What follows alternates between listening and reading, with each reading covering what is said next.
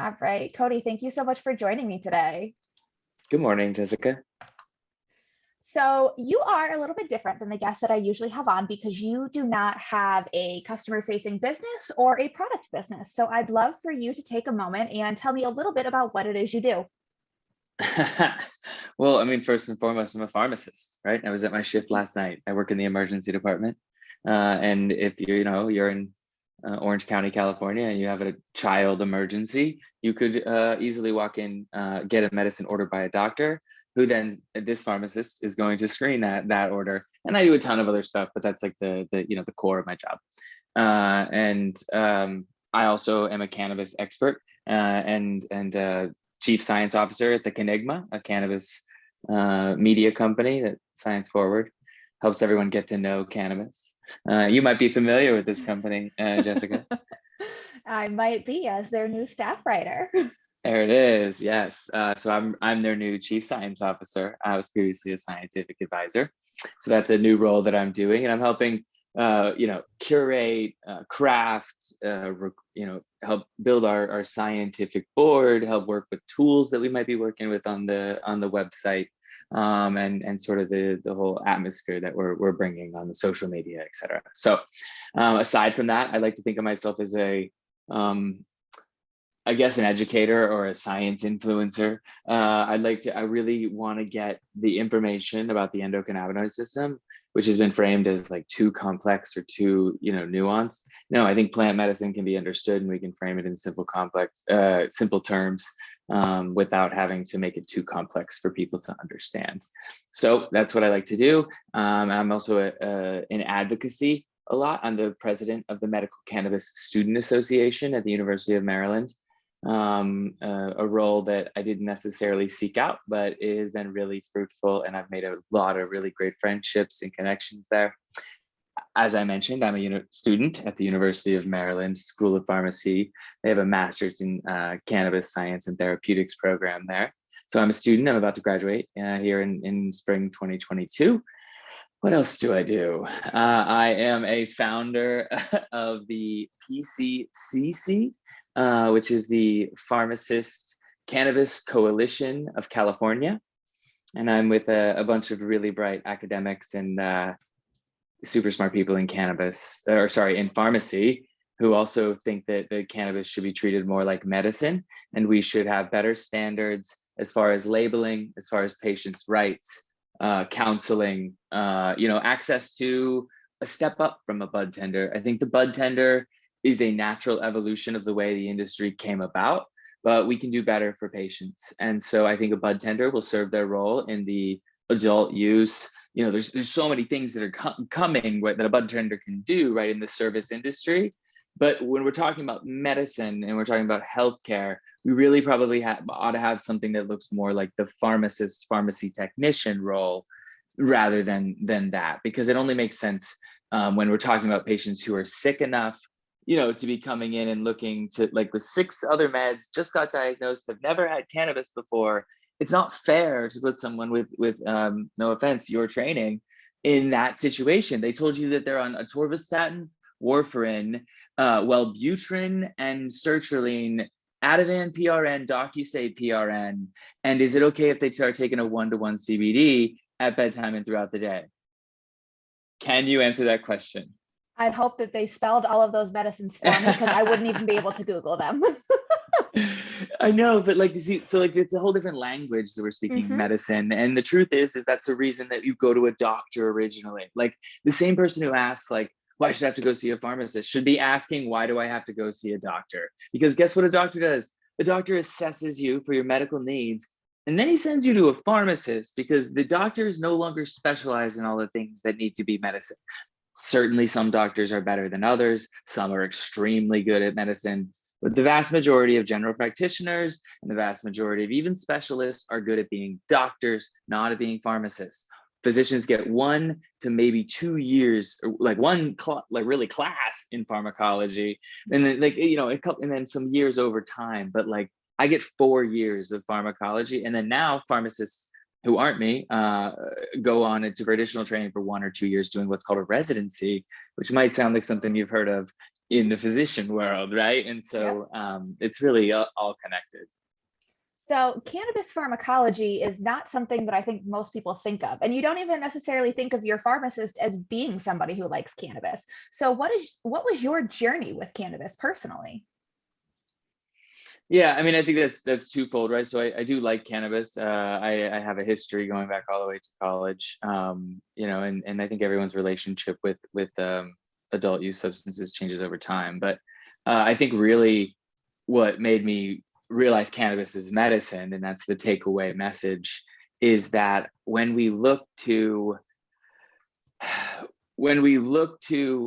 diseases that really we don't have good therapies for, cannabis is often helpful. And in this case, someone was dying who was the grandmother of a girlfriend of mine, and the grandma wanted to try, and so we mixed her up a batch of weed brownies essentially, and let granny go. And granny had never tried weed. She just even had heard from some of her older friends that this was helpful with when they had cancer.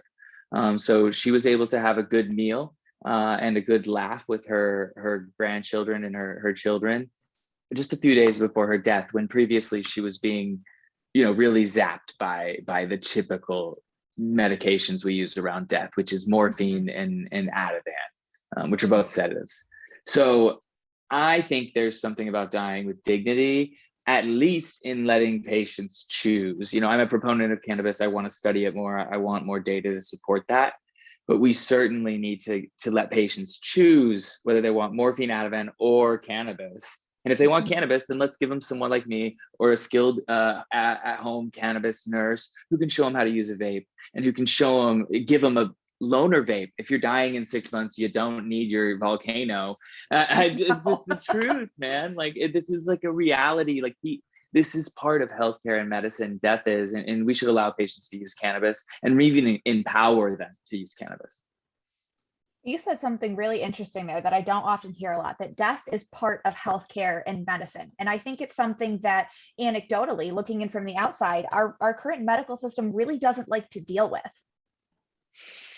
Oh, I don't know if that's entirely true. I think what's more true is that Americans don't want to deal with death, and that healthcare workers very much have to deal with it. And so healthcare workers get stuck trying to deal with families and trying to give the families every chance and everything. And between the treatments and the therapies, and like there's a lot of conflicting things going on. But I wouldn't say that we don't like to deal with death. We have entire subspecialties dedicated to death in healthcare. What I would say is that Americans don't like to deal with death. That's fair. Yeah, it's very much not a part of our culture. It's a part that we hide and push away, and we don't. I think a lot of other cultures have kind of a reverence for death that Americans really don't have. And I think that comes with a bit of our loss in spirituality. I think this is when people talk to me about cannabis and spirituality, I always give them there's this inherent crossover between the ECS and in spiritual feelings. And when we sing, that's considered a cannabinoid activity. Well, why do all of which means stimulating or mimicking the effects of cannabis through the endocannabinoid system, cannabinoid, cannabis mimicking. So singing has this effect, exercise, yoga, meditation potentially, and probably. And so what we're seeing is that this ability to meditate, is cross-connected with the ECS and our ability to self-regulate, even under stress and even under, other circumstances. Like I did a podcast once, and it was the periodic effects with Wayne. He's great if you don't listen. But we talked about self-immolation, like these monks who meditate, and then somehow they can sit there while they set themselves on fire and die. And like, it's not common. They might not even all sit there. But there was a time when they did this, and the theory, or that I proposed, certainly I don't have any proof of this, is that this is the endocannabinoid system, influencing the sympathetic nervous system and really fighting off these pain signals, which we know anandamide and 2-AG are highly involved in our sensing systems. I love that you mentioned yoga, meditation, exercise as cannabimedics, because I know anecdotally for myself, my meditation journey, my yoga journey, my spiritual journey really deepened to a degree that I can't even fully express once I started incorporating cannabis in there. Yeah, and it takes some tact. I think it's easy to overconsume and find yourself spacey or scattery or even like anxious. Maybe speaking from some experience. And so I think we really have to be mindful of our ratios and our breathing, right? Remember to sit with it. CBD in there with your THC, in my opinion, to really kind of You balance probably, it. I think you're right. I think you might be right, but everyone's a little different in it because, everyone's endocannabinoid system is different. But I will say, probably the one biggest reason we all have a different endocannabinoid system is we all be different, smoking different amounts of weed. Yeah. I mean, like, don't get me wrong, like the average person certainly has a different system and it's everywhere and it's always adjusting. But like, I think one of the biggest differences is just some difference in tolerance that we notice between people. But there's definitely something to the uniqueness of your neurochemistry, right? We talk about neurodivergence, autism. Well, that's endocannabinoid system. We know that now. It's essentially been proven. There's so much data to suggest it's at least involved. That's irrefutable. So it makes sense that so many of the things that we see otherwise, like schizophrenia from too much THC, indicates that the endocannabinoid system is really important in our perception of reality. Like it makes sense. And the thought that too much THC is completely harmless is something the industry needs to go away with. Some people can tolerate that's just fine. Absolutely. Other people need to at least have the option and be shown all the diverse products they have access to really fine tune cannabis. Because a lot of people are reaching to cannabis for a lot of things that cannabis is only so at treating, but cannabis helps us kind of forget about it, especially THC, and like not worry about it maybe, and like be lazy and like really just probably choose to not go and smoke weed instead, or like so many things that the THC has a tendency, certainly it's not nearly as addicting as cigarettes, nicotine, vaping, and the closer you go to like edibles and flower, like flower, the less addicting you get to concentrates, etc. Like there's a whole spectrum, right? But like we gotta stop pretending like it's not addicting. It's not really what has been shown, really. And really, if you talk to people who are using cannabis and develop something like CHS, or you're gonna have a pretty tough time convincing me that they didn't for a time deal with a mild addiction to cannabis. Absolutely. I'm in the midst of a tolerance break right now because I have been at a point where I have been too reliant on cannabis, and going through a tolerance break when you are too reliant on cannabis really can convince you that you can get addicted to cannabis. You go through withdrawal, you have symptoms of withdrawal, and you can't withdraw from something you're not addicted to. Well, that's actually switch that. So let's I guess teach you a bit. So you absolutely can withdraw from something you're not addicted to. Something you're physically dependent on is what you withdraw from.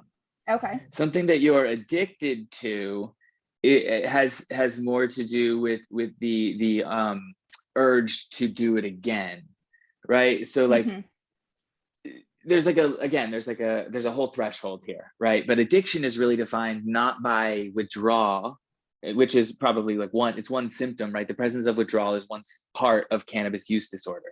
But when you look at other things, it has to do with certainly frequency of use is a big factor. There is, onset of action for any drug is an indicator or implicator of abuse. So vaping or dabbing, putting really high levels into our brain very quickly, is more addicting than smoking, or even probably less is edibles, because it has to do with how high the levels go in your brain. It's just sort of a general rule about addiction, is more abuse potential with the faster and higher the levels go in your brain. Pharmacology. Yeah, absolutely. I've heard it said, and I know this is a little bit more on the woo-woo side, but I've heard it said that intention is extremely important when it comes to cannabis use, because if you use it intentionally, it's a lot more helpful than if you're using it mindlessly, just reaching for it consistently, which is something that might be more consistent with, a physical need for it or borderline addiction. I think using with intention is the best way, a great way to combat use disorder, right? I mean, use disorder is the idea that, yeah, we reach for it, right? Like if you had nicotine use disorder, you're smoking all day. And that's what we do with cannabis. And oftentimes we're trying to not deal with something. Maybe we have aches and pains, right? And those patients are medicating, but they can still develop a cycle where they're overusing. Not all of them do, right? It's just like some do, just like when we use other medicines. And with cannabis, less do than with stimulants, right? More people get addicted to their Adderall than to their weed, right? So like we have to look at this really, really mindfully and thoughtfully, and we can have both adult use with a mildly addicting, mildly intoxicating substance, because we let people get away with highly addicting, highly intoxicating substances. And then we can also have medical, and we can serve patients. Like if your mother were to be diagnosed, she has you to lean on, but what if she's getting all these chemotherapy agents and she wants to know if it's inhibiting it? Who's she going to ask? Her oncologist might not know. As in fact, it's probable. So, there's a need for this. Yeah, absolutely. And I've heard repeatedly through a lot of my conversations that the further recreational gets pushed, medicinal kind of uses this door to open and then push to the side once recreational can really take over. And we're doing a disservice to medical patients. Yeah, I mean, this is money. What you're talking about is money. You're talking about corporate cannabis, essentially, not exclusively, but investment and interest, corporate interest. And that makes complete sense. And we're going to continue to see that unless we defend patient rights and access to home grow. Get out of here, Mr. Corporation. You don't get to grow and tag every plant, right? You can come tag my tomato too, then, motherfucker. Yeah, I'm so glad. I live in New York, and I was so glad to see that was an integral part. You guys did it so much better than Cali. You did. It took so much longer, though. You be over there waiting. I'm over here chilling. Right. But I mean, the difference in home grow, the difference in delivery. Well, you guys have plenty of delivery services out there, but these things that really make it more accessible for medical patients were such a big part of this bill. Yep, you're absolutely correct, Jessica. And I think it's a really cool start. And what we're seeing is basically a hands-off approach, which is kind of cool too, from the lawmakers, Yeah, for the most part. So as you watch the cannabis industry, as you watch legalization spread across the country, what is something you're excited to see? Well, that's perfect. I guess backload to what we were just saying. I love to see this New York thing coming online. I think it's really interesting. I think New York shows a lot of promise in what they've done with the recreational market, and what Steve D'Angelo on our podcast mentioned is they're really trying to integrate legacy growers and try to find a way to include them, which is what we need.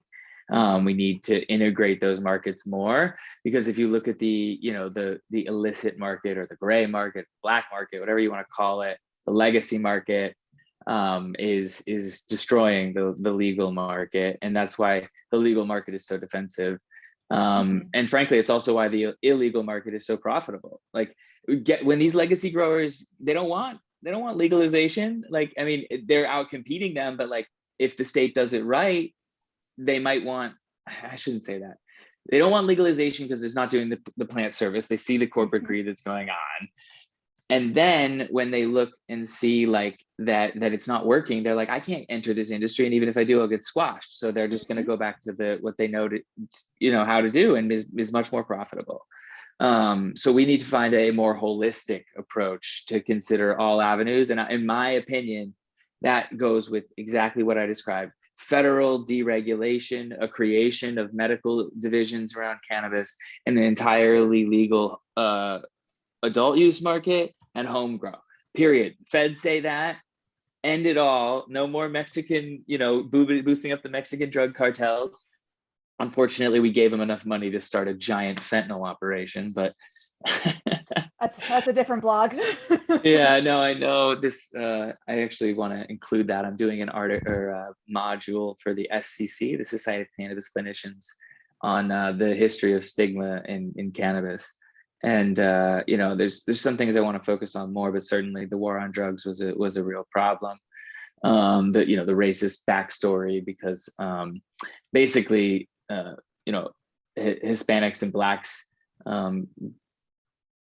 got segregated, or that's the wrong word. Wow. All right, so let's start over. So when the marijuana tax law of 1937 was passed, it was as sort of a guise, right? It was said you had to get a stamp to grow cannabis. You could no longer get that stamp even if you went to DC. Therefore, it was illegal to have and grow cannabis. So the reason they did this was because there was a growing concern of Hispanics and African American men consuming cannabis in public, and even convincing white women to do it. Now, that's a bit of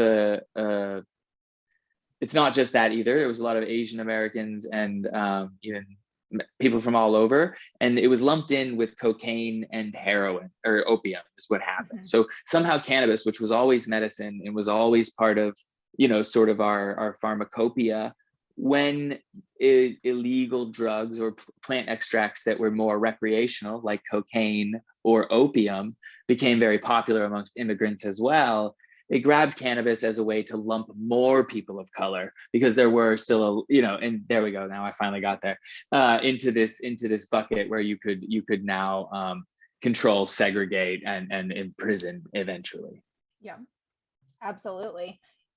I recently watched a documentary on Netflix that talks about this really well, Grass is Greener, where they really break down not only the marijuana tax law of 1937, but how then particularly jazz musicians and then later hip hop artists were still able to carry on the legacy of the plant, share the plant through their music, even when they were being heavily persecuted for it.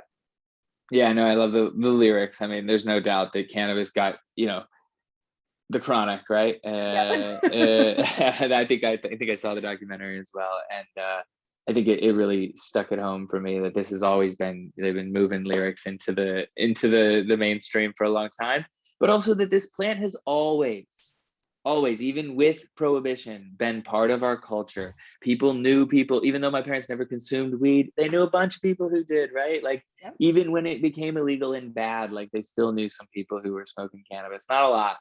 And so, this plant has always been part of our culture since we started growing plants for food about 12,000 years ago. Yeah, so this is a great segue into my next question, which is, what does social equity mean to you in the cannabis industry? We got to break down barriers of entry, right?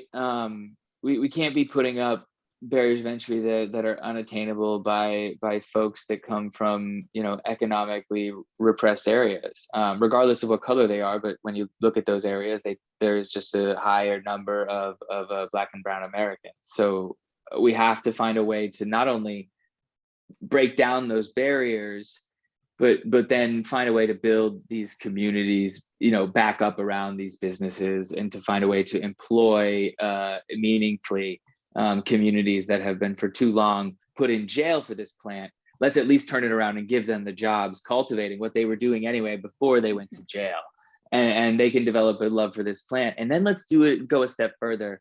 Let's start talking about health equity when it comes to social equity. Part of what happened when we took this plant away from people was a loss in a very valuable medical tool. And again, with all of the stress, oppression, and everything going on, cannabis could have been such a useful tool to the Black and brown Americans of this country, but unfortunately they were persecuted, and stigmatized for it rather than able to use it to their benefit. So I think really enabling entry into the market for people of all ethnicities, races, colors, but most importantly, economic scale is most important. So however we need to do that, and then again, building local jobs, local economies of scale. And this means an entire agricultural revolution, if you really want me to be honest. Look, we're facing the biggest crisis climate-wise in the history of the planet Earth, aside from maybe when a giant meteor, slammed into it and killed almost everything on Earth. So other than that, like we got to figure out what we can do. And one of the easiest things we can do is start recycling food waste, composting, growing our own vegetables again locally, and not shipping them across the country in the same chemovars and cultivars, right? You want to talk about health? You talk about diversity of your weed, right? What about the diversity of our food? We eat monocultures. It's all the same tomato. The only thing you get different maybe is an apple or an orange, if you're lucky, but normally you just have the same orange or the same apple, especially the same spinach, right? That's all the same spinach. There's no weird diversity. There's no uniqueness to it. And that's why when you go to like an Asian market or even a Mexican market, you're like, ooh, what the hell is this? Like, what? Yes. And like you see all these different unique colors or like different shapes of things. And you're like, damn. And this is all because of what commercialization has done with our food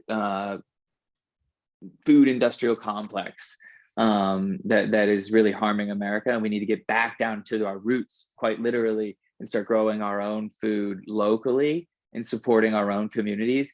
Imagine this: we employ the homeless people to grow the food. Shocking. And then we give them a place to live. What? What? It's revolutionary thinking right there. But that land could instead be sold for overpriced real estate, in a screwed up market controlled by, weird economics. So.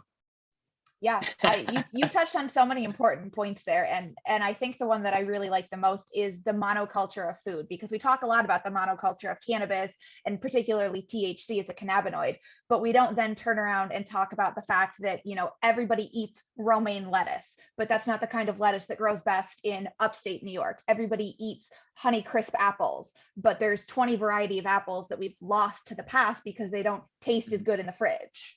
And there's 20 varieties in an orchard down the street from you that went abandoned 40 years ago when the family couldn't keep it up anymore. You know what I mean? Yeah. Like it's look, if you like plants, if you like breeding, then we have to look and see what these plants did for us. And what we're doing to them is really sad, which is modifying them so that we can spray them with chemicals to keep bugs off of them, instead of fostering healthy environments with regenerative agriculture. And there's just so much we need to do in order to get where we need to be in probably less time than we can do it. And so I get why Elon's, he's trying to build the best spaceship he can. He's like, I'm going to get a subsidy. I'm going to get the US government to make me the dopest spaceship. So when this goes off, I'm like, Mars is already going to have cannabis growing on it, and Elon's going to be up there hitting it like nobody has ever hit a joint before. He's doing well, that. He did say he's not a smoker, so we could tell. Yeah. He's dreaming of Mars, and I'm designing a garden where I can grow cannabis next to my tomato plants, next to my potatoes, next to my corn and beans. We have different priorities. On Mars or in your backyard? Right here. Rochester, right here. In Rock City, baby. Yeah. So looking at the industry right now, if you had to pick one thing that needs to end, what would that be?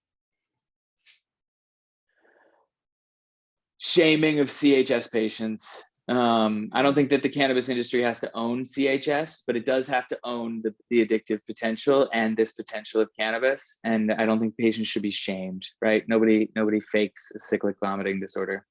That is just easy fruit for me. It's close and near to my heart because I work in a hospital and I see these patients occasionally, not all the time, but occasionally, more and more often. But overall, yeah, that's probably one thing I'd like to see change, but also just a move towards more renewable practices, I think would be good. And actually, take that back. I do want that, but lump it in the last question. You know what I do want? More type 2 flower on the market. I mean, you can take a type 3 and type 1, mix it together, but it sure would be nice to just have it and know what it is as far as like ratio, blend. My grinder's not homogenized. I blend my own CBD and THC because I do not do well with super high THC strains. They exacerbate my anxiety. They make me very paranoid. And when I was in California, I was shocked at how little CBD content was in all of these strains. Yeah, I mean, it's the varieties that we've chosen, right? That gene was essentially bred out of most of our drug type plants, and we don't really know what the the chemical profile was of these land races. Think about it. We were barely able to test until the 1970s, right? Like this is, we didn't even discover THC. We were like, oh shoot, here it is, until 1964. Wow, technically Dr. Roger Adams in 1940, but we didn't know much. Let's just say that. We didn't know much. It was very primitive. Then Meshulam identified the structure, but even then, the research didn't really take off till like almost like the 80s, late 80s. And then that we found the endocannabinoid system, and it was like, okay, now cannabis science and cannabinoid science is happening. Alana's texting me, hold please. When the boss calls.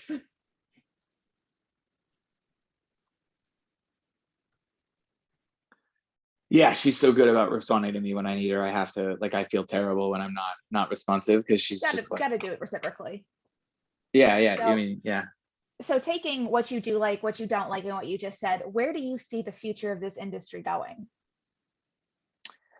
Oh, I don't know. I don't have a crystal ball. Look, there's a lot of things that are going to happen, but one, we're going to learn a lot more, a lot quicker, and things are going to change. So get ready for that. So whoever's in the industry right now and thinks they know a lot, guess what? You don't. Things are going to change. I mean, certainly growing plants isn't going to change much. Certainly technology and automation and all that's certainly going to change.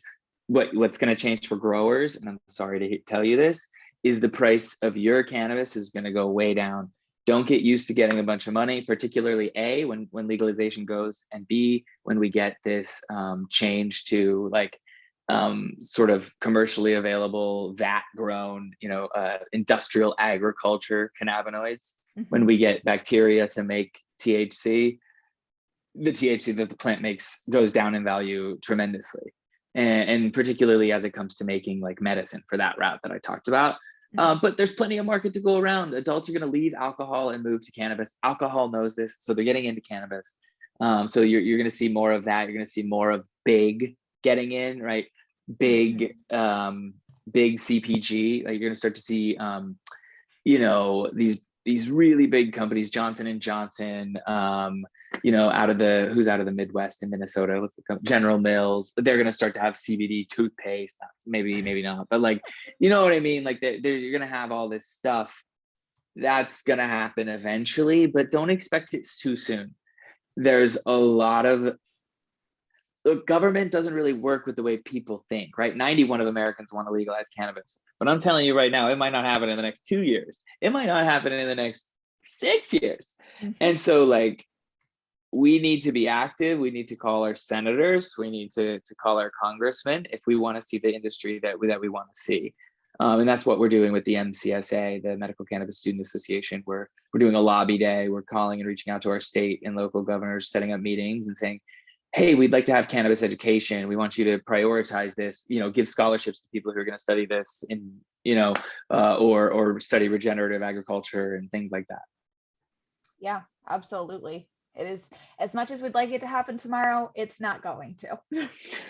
No, I mean, it could. The truth is it doesn't have to be this way. And the president could strike his pen, or someone could grow some balls at the DEA. Yes, hi, I report to them. But they could. Not directly. Yeah. Look, I think that we have over criminalized and over stigmatized this plant. We need to just normalize it back to that, in the same way that we shouldn't even restrict who's growing tobacco. Like we shouldn't restrict who's growing cannabis. Should we restrict who's selling it? Yes, but at what scale, right? Should we do farmers markets? I say yes, but with it known the same way that if you pick a vegetable up at the farmers market, there is no guarantee that it's not ridden with pesticides. You just trust that this local farmer, Jessica, grew this awesome herb for me. She said, smell it. She's like, oh, I love this. I grew it with my own hands. That woman should be allowed to sell her cannabis to whomever she wants, as long as she's not doing it at whatever, pick a number, then we need to be concerned. So I think that would create an equitable market that is accessible to the low income communities we referenced earlier, where we can create microeconomies that really thrive. Absolutely. this plant has such power to revitalize economies that have been disenfranchised both by the Sure hope federal so. government and by the leaving of manufacturing in this country. It has that power if we use it right. Yeah, I mean, it sure can help, right? That's the same thing with medicine. Like, it's not going to fix all of our problems, but it can friggin' help. I know it. So many people have felt it and seen it. And it's not just THC. There's CBD, and we're learning a lot more about CBG and the terpenoids, and so even the flavonoids in cannabis. Cannabis is helping us rediscover plant science, is what it's doing. Honestly, if we're being realistic, is the discovery of the endocannabinoid system has opened up an entire world of understanding of the way plants have been and can be medicine. Absolutely. So, for anybody coming to cannabis for the first time, trying to understand what it means to interact and really stimulate their endocannabinoid system, what is one piece of advice you would give them? A newbie, you said? Yeah, newbie, so somebody who has not tried it, or tried it once in the 80s and was like, this is terrible, I don't understand why everybody likes it. Okay, so most people, we recommend starting with a tincture, right? And starting at a very low dose, a sub field dose, usually less than a milligram of THC of even a type 3 product, depending on what you're dealing with, right? But generally, a totally naive patient who's just sort of coming to the product or the plant for wellness, yeah, I would really just start with a super low dose of THC, because you'd be surprised how much that can do. There's no need to jump into 5 or 10 milligrams. That's a overdose. Not really. That's just you're overshooting the sweet spot. So what are you going to get? Most people are going to get high, and that's okay. For some conditions, that's the best, right? If you have very severe pain, you want to forget, right? But if you're just trying to do it for even studying or for like mood, a smaller dose you might find is actually far more effective. And then ratios we can talk about, but typically I start patients on a type 2 or type 3, never on a type 1, except for rarely somebody who's already accustomed to cannabis and has success. What is something you wish the general public understood about cannabis pharmacology? It is so much more difficult than they think it is, and this system is so much more important than regulating whether we're high. This system is, the reason it's so complex, the reason, the first part of my question is because the endocannabinoid system is in every, major system in our bodies. It's in, shared amongst all of the animals on planet Earth. And it's just so important that we figure out how to treat it, not just with cannabis, but like, how do we really feed this system that regulates health? Cannabis is a great tool, but it's not everything. We need to find, well, what is it? Is it meditation? Maybe. Is it yoga? Maybe. Is it all those things? Yes. Socialization? Yes. Talking to your mom? Probably. I don't know, but let's measure it. Let's study it. Yeah. I only found out about my endocannabinoid system last year, and I couldn't believe that, I got to be this old without understanding I had this system in my body that, number one, produced endocannabinoids from my brain and does so my entire life, and two, is pretty much lock and key to interact with cannabis. Like, I felt like health class had led me astray. Yeah, so check this out, and you may have misspoke, but actually the cool thing about the endocannabinoid system is that it's not actually just produced in the brain. It is CB1 is the most abundant receptor in the brain, and there's a lot of anandamide in the brain. Anandamide is not actually very common in your body, and there's many endocannabinoids produced throughout every organ system in your whole body. So in your liver, when you drink, endocannabinoids are produced to combat the damage from the alcohol. When you drink, anandamide is released and stimulated in your brain. It's one of the reasons alcohol is thought to be addicting.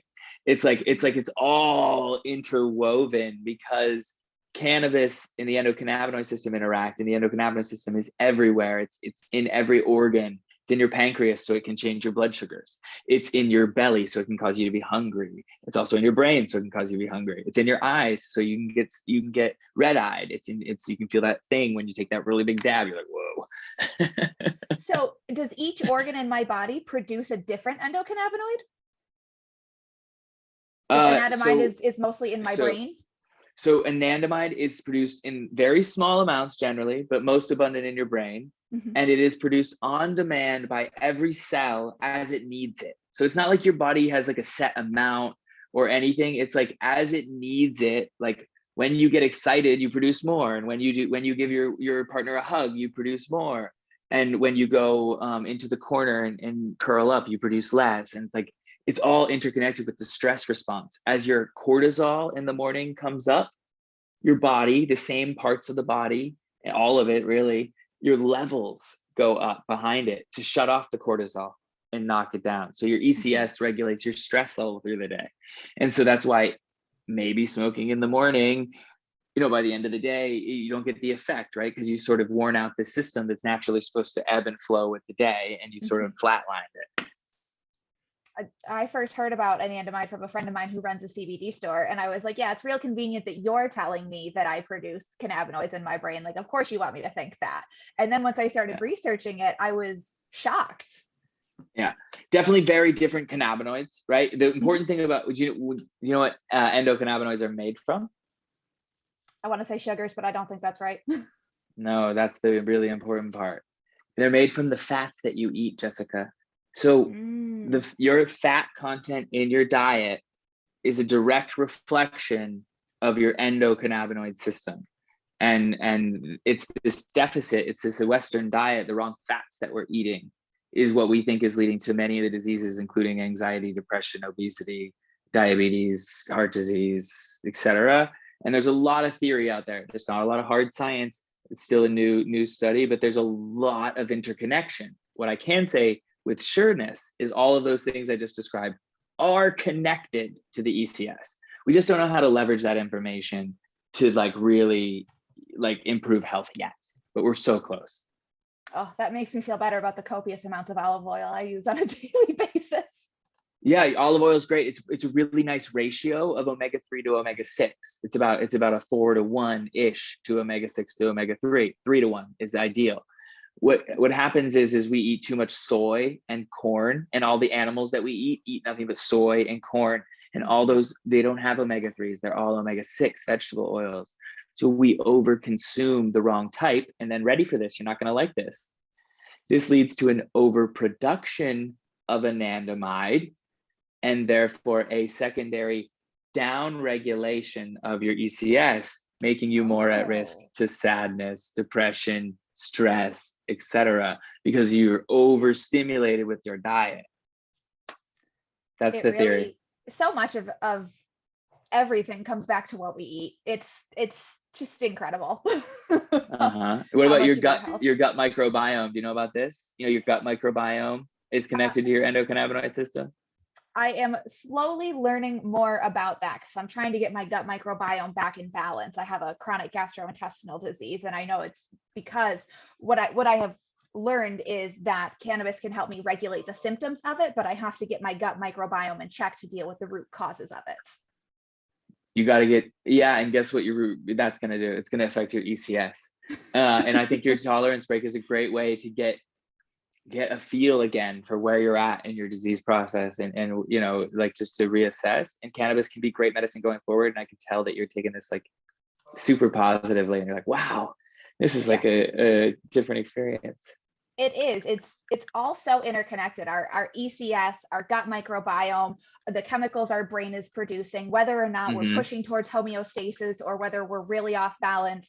You can't approach these things in silos. They have to be, like you said, holistic. Yeah, you're totally right. It's pretty wild though. It is. So what is a really big misunderstanding you see about cannabis from the general public? Probably the indica sativa. I mean, certainly it works for some people in helping them. And a little of that might be placebo, a little bit of that might be truth, because the plant really did have these sort of differential effects depending on where it grew in the world. But the lines are so blurry now that it's spoken like Bible, and it really is nothing more than a loose or weak guide pole. Generally speaking, they've lost their luster. Certainly the same strain name from the same grower, probably holds some degree of weight and expectation, but from this idea that, even that I'm getting Jack Herrera. I don't know that. Mm-hmm. How That's do just what I it know says. that? Yeah. Yeah. And Jack Herrera from 2 different groweries is not going to be the same thing. Yep. Yeah, absolutely. So what is next for you after you graduate, with your cannabis specific degree? You're working in the ED, you're doing all of these incredible things. What's next for you? Oh, somebody tell me vacation. You get to tell you that. Yeah. The Kenigma, for one. Mhm. I really want to continue to share what I know with the greater, public, and this ties into you and it ties into what we're doing here. And then I think it would be really awesome to kind of do more consulting and work in trying to help businesses, I guess, achieve their goals, formulate, but also fine tune their information and their science and their science team. So, I've got a really large cannabis network and trying to leverage those and create a livelihood, just like anybody else in this space, still trying to figure out how to like really set in, as a pharmacist, I've been fortunate to have a really good career. And, coming into cannabis, you don't just get to jump in at that entry salary, let's say. Yeah. So trying to find my niche, really excited for what the Kenigma has for us in the future, and just really what cannabis science holds for the rest of humanity, if you can't tell. Yeah. What is your personal favorite way to consume cannabis? I mean, I've always been a good old-fashioned bowl guy, ever since I was in college when I discovered cannabis. So just plain Jane, doesn't even have to be fancy, doesn't have to be a not even a bong. bubbler or anything. No, bowl. not. I mean, no, I think a bong is a little too aggressive for me. I like a little bit more, laid back. I feel like a bong is like. Yeah, I mean, it is, and not in a bad way. It's just like it's not as casual. But I would be lying if I haven't, had one on rotation at some points in my life. Mm-hmm. But I think our relationship with cannabis changes, and as I grow up, I don't consume as much, and just a bowl is all I need. Yeah, absolutely. This has been phenomenal. And I have one more question for you. But before we get there, is there anything that you want to add or anything that I didn't touch on that you really want to put out there? No, I mean, look, we talked about a lot. I think that anyone who watches this, which I don't know how many people will, but if you do, I feel like I shared a lot of my manifesto on my core things. But I think cannabis science is awesome. You should find something that you love in cannabis, whatever it is, and then go make a living doing that. And find somebody who's doing it good already, and just emulate them. Don't copy them, emulate them, and get after it. So my last question for you is, what is your favorite fun fact about cannabis? I love that cannabis is dioecious. And so everyone who's ever consumed cannabis in a joint or in a bong or anything has consumed female cannabis. Very few people have ever smoked a male cannabis plant. That is a very interesting point that I don't really think about that a lot. I know that in growing, you need female plants in order to get the buds, but you don't think about that. Not need. No, not need. You can't have boys. They have to be murdered as soon as they show their sex. They're culled. I mean it. They're just hacked off and thrown away as soon as they show the whisker of a pube.